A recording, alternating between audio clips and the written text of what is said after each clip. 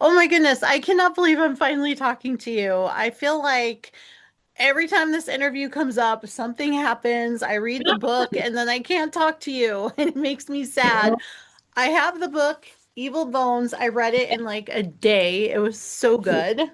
Okay. So good. So, what keeps you inspired? What inspired this book? Was it a news story or just something that came to you?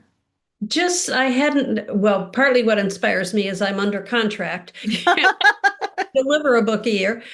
Um, what inspired this one? I hadn't really touched on animal abuse or cruelty to animals, which is kind of a theme that is the theme that runs through this Mhm. book.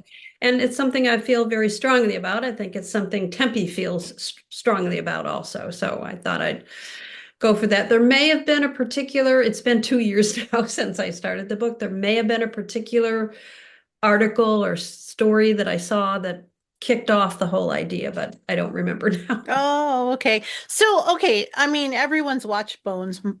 I still watch it. It's one of those shows. It's like your comfort show for Well, me. there you go. I Good. love. What's it like to watch this character that you've developed, that you've written, that you've imagined? What's it like to see it come to life on TV? I'm not one of these authors that's going to say they took my art and they ruined it. I loved it. I loved every minute of it. I thought Emily Deschanel did a fantastic job playing Temperance Brennan. And I think if you binged it and watched all 12 seasons, you would see how she grew the character and evolved the character and the social relationships around the character. So I was very happy with the whole outcome. I love it. It's so funny because, of course, I watch the show and I read the books, and every time they talk about how they're divorced now, it always makes me sad. I always think, oh no, Oh, like what yeah. happened? I don't know. I don't know why. I mean, I'm happy she's got the new boyfriend and all, but That's all post-show fan because that didn't happen in the show. I don't think they got divorced in the show. no, No, no. that was like, what do they call that? Fan fiction or Oh yeah. Yeah, yeah, exactly, exactly. Do you pay attention to things like book talk and fan fiction and things like that? not so much book talk. I mean, not so much fan fiction, but I do follow literary sites where I might have done an interview, for example. Hmm. Do you like to read yourself? What are you reading right now?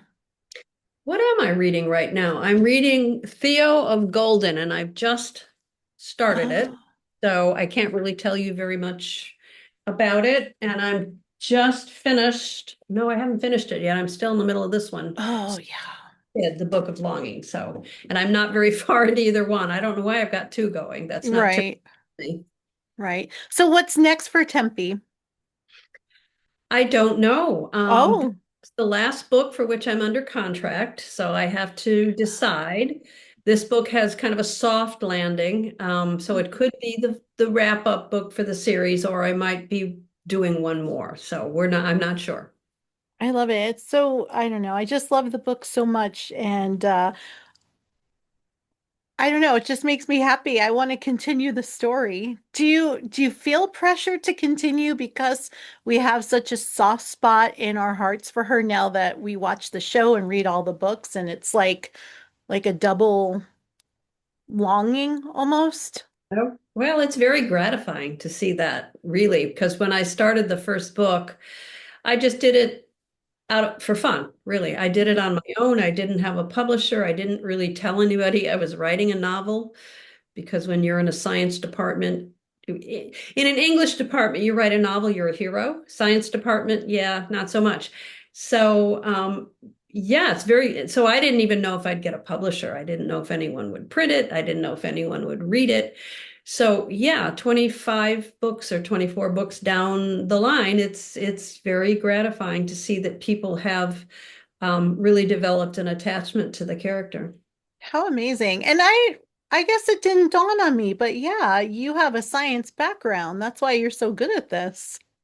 Well, yeah, I've practiced forensic anthropology for more years than decades than I'm going to admit to. So some of my stories, not all of them, are cases that I actually worked on. The first book certainly is a serial murder with saw marks and that kind of thing. Some of them are what we used to call in the writer's room, ripped from the headlines, where I've read something and I thought, well, that's a good kickoff point Hmm. for a story. I take that little core, that little nugget of an idea, and then I ask myself, well, what if this and what if that and what if that? And then I spin it off into fiction. Do you ever miss it? Miss working on the TV show or miss writing The forensic the anthropology. forensics? Yeah, sometimes. Yeah. Sometimes I do. Sometimes. And I was always torn because when I would work on a per case basis, they would call me if there were human remains that had been found that were compromised in some Hmm. way, so a normal autopsy couldn't be done. And it would always be they'd call me and I'd think, oh, I can't do this now. I'm teaching I've got a book deadline. And then if time would go by and they didn't call me, I'd go, what the heck? Why aren't they? So I was never happy, I guess is what I'm saying. Isn't that funny? That's how we are, isn't it? Yeah. As a So whole. Yeah. It's just so interesting and I just love the books and it's just such an honor to finally talk to you. I feel like almost I'm starstruck a little bit. I'm fangirling over here.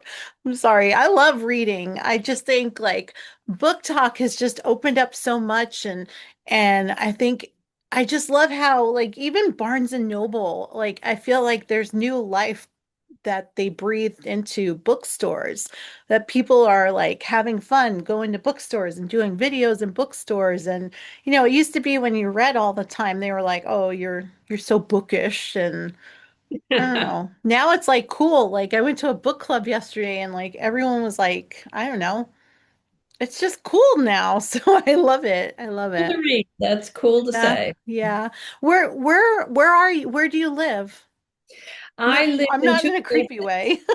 I'm speaking to you from my beach house, I guess you'd call it, in near on one of the barrier islands near Charleston, South Carolina. Oh, okay. My main home is a little over 3 hours from here in Charlotte, North Carolina. So I move between North Carolina and South Carolina. Nice. And where could people go for more information on your book? Oh, the usual social media. I'm on whatever they all are.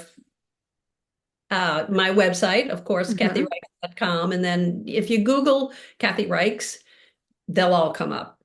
Nice. Well, thank you so much for being here and happy Thanksgiving and happy holidays. Same to you. Enjoy. Thank you. Bye-bye. Bye.